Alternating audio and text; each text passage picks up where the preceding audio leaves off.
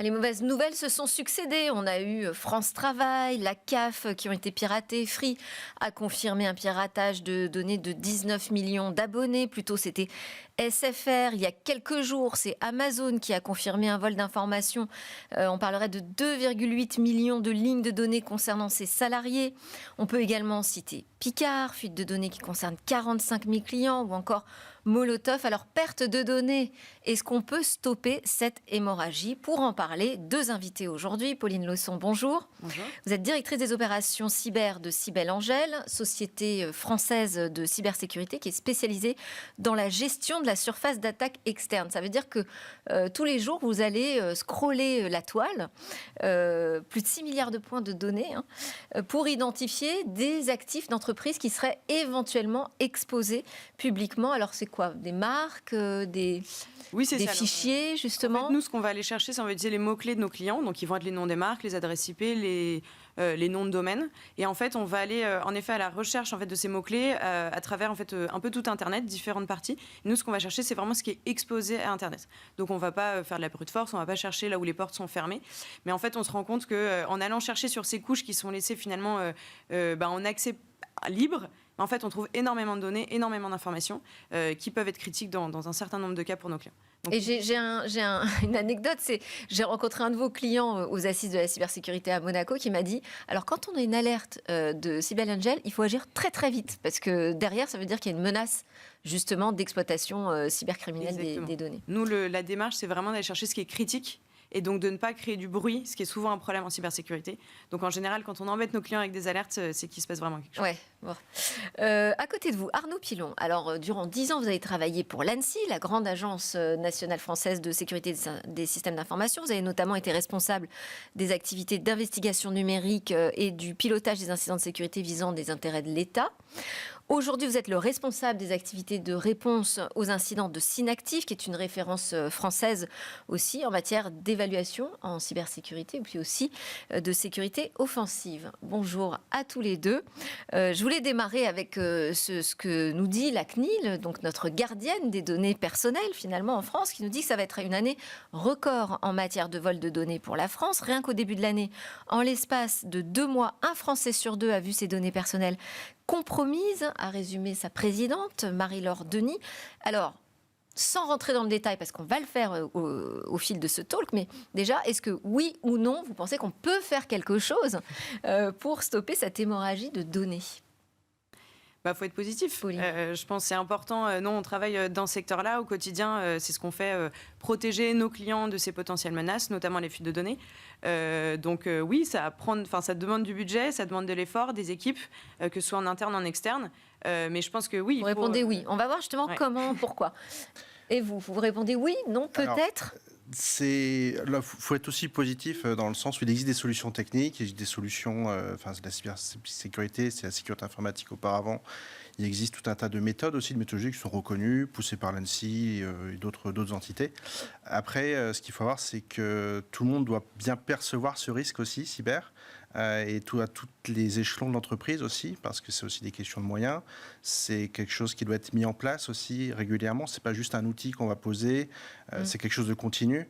Que ce soit en détection de fuite ou dans les audits de sécurité, c'est des fonctions qui doivent être faites régulièrement parce que c'est un travail qui doit être au quotidien, aussi des attaquants sur les surfaces qui sont exposées, que ce soit en interne ou en externe. Alors moi, je suis ravie, moi aussi j'ai envie d'être positive, mais ce que je constate, c'est que pour l'instant, c'est non. Comment vous expliquez cette explosion de perte de données, de vol de données, de fuite de données personnelles ? Comment vous expliquez ça ?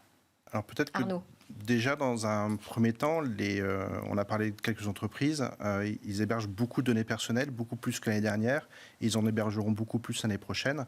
Donc, ce qui fait qu'à moindre fuite de données, forcément, ça fait des volumes qui sont conséquents. Donc, on a une forme de concentration de ces données et aussi des concentrations sur les traitements. Il y a souvent une chaîne de sous-traitance aussi. C'est rarement les entreprises elles-mêmes qui sont responsables de leurs données. Elles ont quelque part déléguer le risque, même si ça ne se délègue pas vraiment, ça se partage plutôt, pour justement que les entreprises qui sont pivots sur toutes ces gestions de données, elles doivent être d'autant plus sécurisées, et c'est tout aussi l'enjeu de cette démarche. Beaucoup d'intermédiaires. Beaucoup d'intermédiaires et de données des SI qui sont de plus en plus complexes. Nous, on le constate en audit chez Synactive régulièrement. Il y a aujourd'hui, c'est forcément des infrastructures multi-cloud. Il y a du on-prem qu'il faut conserver. Il y a la partie développement qui bouge beaucoup, la partie communication. Donc tout ça, mis bout à bout, ça fait beaucoup de surfaces qui sont exposées.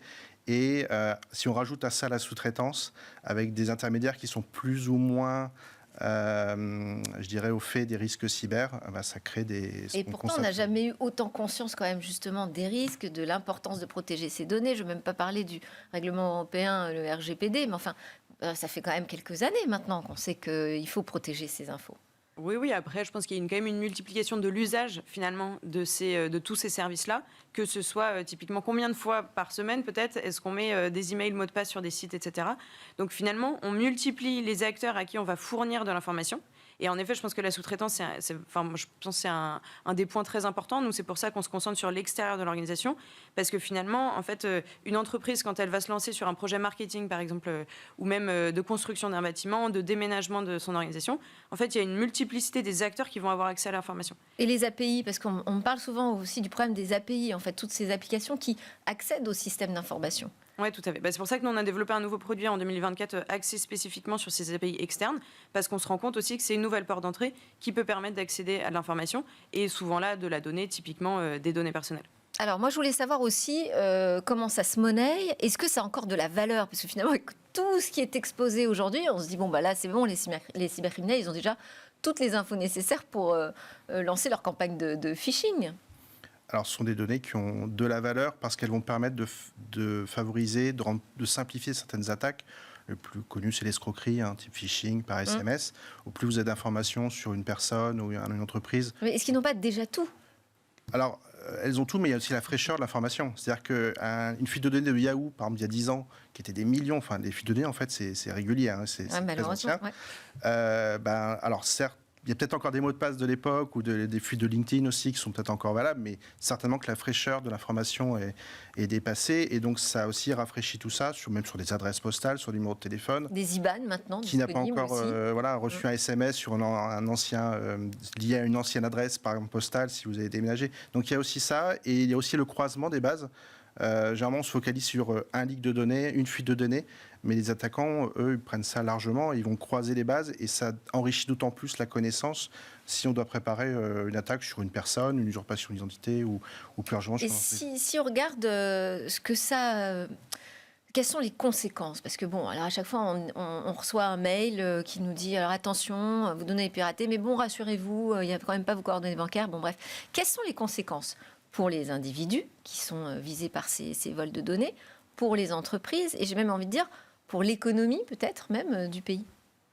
Au niveau de l'individu, c'est assez simple. C'est justement l'usage de ces données-là pour pouvoir créer en fait des schémas de fraude qui sont d'autant plus complexes. Donc typiquement, ça va être se faire passer pour Free dans quelques semaines, et même par aussi des concurrents qui vont pouvoir utiliser cette donnée-là pour savoir je sais que vous aviez ce type d'abonnement, est-ce que ça vous intéresse, etc. Donc c'est vraiment la complexité, je pense, de ces schémas-là. Et puis après, au niveau pour l'entreprise. Pour l'entreprise, concrètement, c'est la réutilisation de ces données-là. Potentiellement, c'est des demandes de rançon quand on s'attaque à des groupes de ransomware. Et puis derrière, ça va être aussi la disruption des activités, parce que fuite de données peut dire perte de données, inaccessibilité des outils informatiques. Et dans ce cas-là, c'est toutes les histoires des hôpitaux qui fonctionnent au papier. C'est des organisations qui ne peuvent plus fonctionner pendant certains jours. Et donc là, par exemple, si on parle du secteur du retail, etc., de la vente en ligne, l'inaccessibilité de ces outils-là peuvent avoir des impacts très importants. Et sur l'économie mondiale, peut-être, Arnaud. Et au final, c'est sur la confiance dans ces systèmes. Alors aujourd'hui, on a a priori confiance dans les banques en ligne, parce que historiquement, il y a beaucoup de mécanismes de sécurité. On se souvient tous des claviers où les numéros changeaient. Aujourd'hui, c'est avec le smartphone où on demande confirmation des paiements bancaires. À travers la biométrie, en fait. La biométrie, des systèmes qui sont relativement robustes au niveau des téléphones. Donc ça va être la confiance dans l'outil numérique, parce qu'aujourd'hui, comme on l'a dit, c'est utilisé très largement pour faire des achats, mais demain pour aussi, et encore déjà aujourd'hui, pour faire des actes citoyens. Donc c'est vraiment ça l'enjeu. Donc c'est pas que l'économie mondiale, vous nous dites que ça peut avoir des conséquences même sur les fonctionnements des États. Oui, par exemple, si demain on peut voter avec son téléphone, je ne sais pas si ça arrivera un jour, parce que c'est un sujet qui est complexe, mais tout ça, ça se construit aussi, il faut qu'il y ait une adhésion, en fait, à un moment donné. Et d'ailleurs, on le voit bien, sur les générations, parfois, les personnes peuvent être un peu réfractaires à l'outil. Alors, il y a l'usage, il y a l'ergonomie, mais il y a aussi le fait de ne pas avoir confiance, parce qu'on voit toutes ces fuites de données, et on se pose la question mais finalement, est-ce que je vais vraiment avoir confiance dans cette entreprise demain? Alors, on parle beaucoup d'entreprises françaises depuis le début, mais il y a aussi tout à l'international. Bien sûr. En Europe, on a le RGPD, qui est quand même censé, en théorie, on est au moins au courant qu'il y a une fuite de données, plus ou moins clairement. Mais à l'international, il y a tout un tas de fuites de données, on n'est pas au courant. Donc c'est vraiment. Là, on a par exemple, vous citez la CNIL, mais la CNIL a engagé par exemple un contrôle après la fuite de données chez Free. Quel rôle elle peut tenir finalement là-dedans? Est-ce que ça fait partie des acteurs qui peuvent permettre de stopper cette hémorragie? Il faut, c'est son rôle, donc je pense que c'est important qu'il y ait un rôle, qu'il y ait un positionnement aussi derrière au niveau de la responsabilité et aussi potentiellement limiter l'impunité, parce que c'est là où on a un problème. Si finalement il se passe pas grand-chose après ces grandes fuites qui ont été partout dans la presse, c'est le problème de confiance, et du coup ça devient presque un phénomène de société ou un risque pour la société plus que juste pour l'économie. Et là, ça devient aussi, du coup, derrière politique, parce que c'est un choix politique qui a créé la CNIL, qui a créé le RGPD. C'est comment est-ce que derrière, on arrive à en faire quelque chose de concret pour que les citoyens aussi sentent l'intérêt en fait, de ces organisations et ne soient pas juste un acronyme. Parce que là, on a vraiment l'impression en fait que ne se passe pas grand-chose, quoi. On fait juste accumuler des chiffres de millions de données qui circulent. Et on ne voit pas les actions. Donc ça, c'est vrai qu'on a un vrai besoin de transparence sur les actions. Vous, à votre niveau, qu'est-ce que vous pouvez donner comme conseil aux entreprises? J'imagine qu'elles sont hyper dotées en logiciels de cybersécurité, hyper conseillées sur la protection des données. Mais qu'est-ce qu'elles ne font pas? Qu'est-ce qu'il faudrait ajouter comme couche pour que ces données soient mieux protégées par les entreprises? Alors, les plus matures, oui, ont des moyens, des personnes parfois... Là, les entreprises que j'ai citées, elles sont matures. Après, quand je parle d'Amazon, bon, même de Free... Mais après, c'est la question de la surface aussi qu'elles doivent couvrir. C'est pas non plus des moyens illimités. C'est la complexité des couches qui s'empilent. Un système d'information, c'est pas comme demain un bâtiment que vous voulez rénover, vous le détruisez, vous en faites un nouveau. Un système d'information, c'est quelque chose qui est sans cesse en transformation par des acquisitions, par des changements technologiques. Et c'est ça la vraie difficulté. Et généralement, la première étape, ça va être aussi de faire un état des lieux, de faire des audits. Ça peut être de très haut niveau. Déjà, ne serait-ce que cartographier CSI, même c'est un grand mot. C'est quelque chose d'avoir un petit peu une connaissance avant que quelqu'un s'occupe un petit peu de vos vulnérabilités. C'est déjà de faire ce type d'audit et puis quelque part de se préparer aussi avec des moyens de détection et de réponse au pire et d'essayer de minimiser quelque part l'impact de ces attaques qui peuvent réussir à un moment donné, mais en tout cas de rendre les systèmes plus résistants à ces attaques. Pauline, qu'est-ce qu'on peut donner comme conseil aux entreprises? Je pense que c'est en effet choisir les outils en fonction de sa taille et de ses objectifs, parce que des outils de cybersécurité, il y en a énormément sur le marché, et tous ne vont pas forcément répondre aux mêmes priorités, aux mêmes besoins. Donc je pense que voilà, il y a de plus en plus d'organisations, par exemple, qui vont se développer pour aider des PME, des TPE. Je pense que c'est important d'être spécifiquement sur ce marché-là.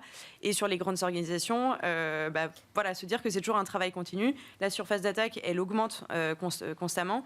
Et il faut pouvoir se dire, OK, on a tout ça à en faire, mais il y a aussi cette nouvelle partie, typiquement par exemple sur la partie API, où on voit une grande différence de maturité entre nos prospects, entre les organisations, et même entre deux organisations du CAC 40. Il ne faut pas se dire, parce qu'il y a le même chiffre d'affaires, ou c'est une grande diversité en fonction des secteurs. Il y a quand même des secteurs typiquement banque-assurance, parce qu'il y a une régulation, elles ont été obligées très tôt d'investir beaucoup plus d'argent justement dans ce type de solution pour respecter ces réglementations, là où d'autres secteurs aujourd'hui sont plus à la traîne. Arnaud, j'aimerais bien qu'on comprenne aussi un peu ce qu'il y a comme type d'attaque à l'origine de ces fuites de données. Alors, les processus. Nous, quand on intervient, par exemple, sur les incidents de sécurité, chez Synactive, on va avoir beaucoup d'incidents qui sont liés à des mauvaises pratiques, des mauvaises configurations, qui peuvent être éphémères, d'ailleurs, dans le temps. Il faut voir qu'Internet, c'est un peu le Far West. Donc, si vous laissez des bases de données sans protection pendant quelques heures, elles peuvent se faire pirater s'il y a des... Par exemple, il n'y a pas d'axe d'authentification. Ensuite, il y a ces problèmes d'authentification, d'accès, qui peuvent être liés... Là, c'est un manque de vigilance. C'est des manques de vigilance, souvent, parce que les administrateurs finalement reconnaissent d'eux-mêmes que ils n'auraient pas dû faire ça, ils auraient dû prendre plus de temps à sécuriser. Sauf que c'est trop tard. Ouais. Surtout que la fuite de données, une fois que ça arrive, la donnée, elle est perdue. Finalement, il n'y a que le mot de passe qu'on peut changer. Le reste des données, elle est fixe. Et ensuite, vous avez toute une classe... Donc là, sur le type d'attaque, en fait, il suffit de se servir. C'est à un moment des données qui sont C'est assez opportuniste aussi, oui. Je dirais même parfois que les attaquants, on peut imaginer qu'ils sont un peu en limite de temps aussi, de capacité à tout adresser, parce que la surface est vraiment extrêmement importante. Il y a du outil en ligne pour faire ça. Et je pense que quand on cherche des fuites de données sur Internet, on doit... On en trouve, en fait. On doit en trouver. Et puis après, il y a toutes les classes d'attaques qui sont liées, on a parlé un peu de ransomware, ça a été quand même un tremplin pour la fuite de données, parce que à partir, il y a quelques années, en fait, il y a ce qu'on appelle la double extorsion, c'est le fait, de rançonner les données, et en même temps d'extraire en masse, là c'est le chalutier, en masse des données, à partir de mots-clés, et de les mettre à disposition. Et ça, généralement, ça utilise aussi des vulnérabilités potentiellement sur des applications. Et là, ça demande d'autres types d'audits. C'est pas que des bonnes pratiques, c'est aussi auditer le développement des applications, la manière dont est architecturé aussi les applications pour encore une fois les rendre plus résistantes. Mais là, ça veut dire en termes d'attaque, c'est beaucoup plus sophistiqué. Sophistiqué, où il suffit de prendre sur étagère des outils qui implémentent quelque part ces exploitations de vulnérabilité, comme on les appelle. Donc ça peut être... généralement, quand les communiqués disent on a eu une attaque hyper sophistiquée, souvent on aimerait bien avoir les détails, parce que souvent c'est comme des attaques qui sont documentées, référencées, et c'est qu'à un moment donné, peut-être qu'il y a eu un défaut, alors pas forcément en termes d'outils, mais ça peut être aussi en termes de surveillance. Ouais. Quand on intervient sur des ransomware, la dernière alerte qu'on voit de l'antivirus, c'est attention, il y a un virus. C'est-à-dire qu'à un moment donné, personne n'a forcément supervisé ces alertes. Donc ça peut être aussi ce type d'attaque, et c'est très vaste. La surface est vraiment très vaste. On a parlé un peu de phishing, il y a des éléments de configuration, des éléments techniques, des éléments d'architecture. Et là, il faut adresser un peu tout ça, et c'est un peu l'enjeu pour l'entreprise. Et si autant celles matures peuvent mettre en place des actions pour corriger ça, celles qui découvrent un peu le sujet, soit par la réglementation, soit parce qu'il y a un incident de sécurité, se prennent un chantier énorme à prendre en compte. Pauline, vous avez 30 secondes si vous voulez ajouter quelque chose sur ce que vous voyez de ces cybercriminels, comment ils procèdent. Concrètement, nous, on voit différentes étapes. On voit, par exemple, le côté, justement, des bases de données qui vont rester ouvertes pendant quelques heures. Nous, l'objectif, c'est de les trouver, de pouvoir nous prévenir nos clients le plus rapidement pour pouvoir les fermer.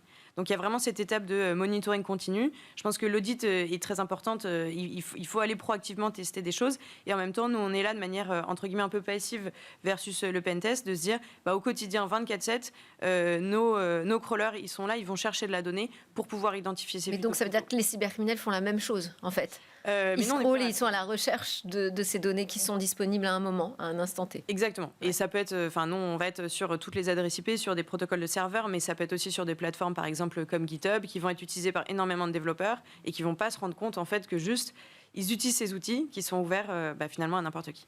Merci beaucoup, Pauline Leçon. Je rappelle que vous êtes directrice des opérations cyber de Cyber Angel, on le fait à l'anglaise pour terminer, et Arnaud Pilon, responsable des activités de réponse aux incidents chez Synactive. Merci encore pour vos éclairages. Merci à vous.